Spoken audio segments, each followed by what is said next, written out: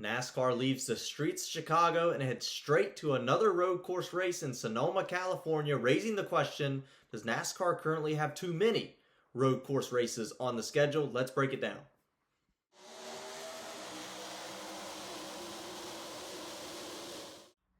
Hello everybody, welcome to Dirty Air. I'm your host Alex Lambert, and let's talk about NASCAR road course racing. 6 road course races this year. Just left one, the streets of Chicago, heading to Sonoma, California. What I would say is a classic NASCAR racetrack at this point. Certainly been on the schedule for quite some time. But the question has been raised this week after Shane Van Gisbergen gets his 2nd win of the season, 3rd of his career, all at road courses.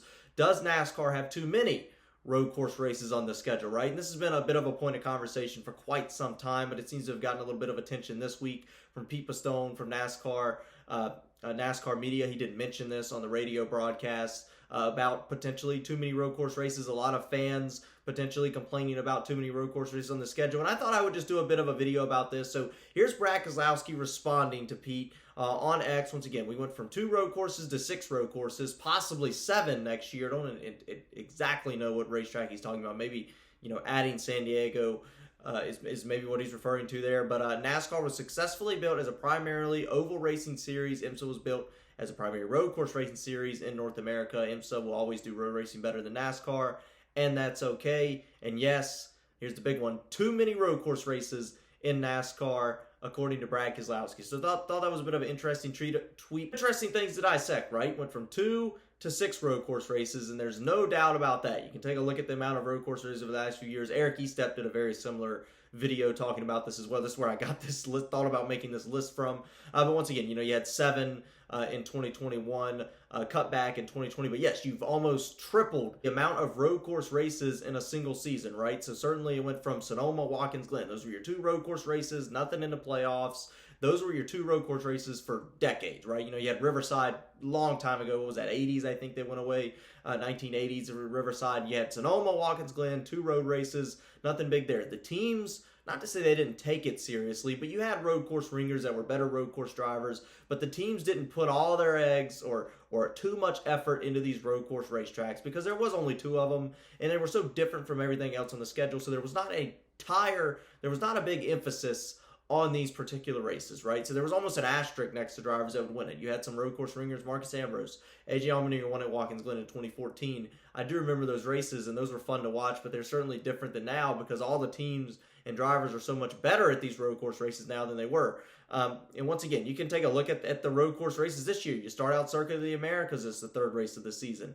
Mexico City, once again, that's a new road course. Chicago Street Race, another road course. Sonoma, Watkins Glen, the Roval in the playoffs. It really got big in 2018 when NASCAR decided to add the Roval, add a road course into the 2nd round of the NASCAR playoffs. That's when teams said, okay, we have to at least pay attention to this now because this does matter more as far as winning a Cup Series championship than it did the previous years. Obviously, the amount of road course races has skyrocketed, right? We've had Daytona Road Course added a couple of years. If you go back to the COVID season in 2020, you had Road America. That was actually a racetrack I really liked watching, Road America on July 4th weekend for a couple of years. We kind of wish we still went to that one. And then, of course, you had the Indianapolis Road Course. We ran out the last few years. That's moved back to the Brickyard 400. No more Indy Road Course, at least for the foreseeable future. But I kind of talked about this a little bit after the Chicago Street Race. I can kind of at least, put in my perspective what I think about this, right? I think 6 road courses is probably the max, including the street race, right? I said I'm sold on the street race. It's good. The city of Chicago, at least the city of Chicago, potentially other cities, have embraced the street race, right? So I like the 1 street race, no more than that. I think you can keep the 1. That's phenomenal. I liked it the last few years. But 6 road courses, I think, is the absolute max. I wouldn't mind seeing it go down to, maybe 5, even 4. Not too big on the road courses. I was not the biggest fan of the Mexico City race. I know a lot of fans that were, attended that race in Mexico City really liked it. I know a lot of fans, watching from the States also liked it as well. But personally, not too big on the Mexico City road course. But I just don't want NASCAR. The big thing is NASCAR, as was mentioned in Brad Keselowski's tweet, was built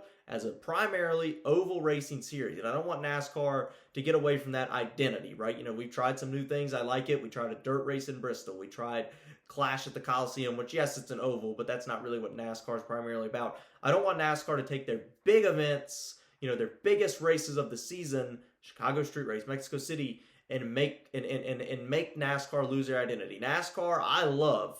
I became a fan of NASCAR, and my favorite thing to watch in NASCAR is high speeds at Michigan.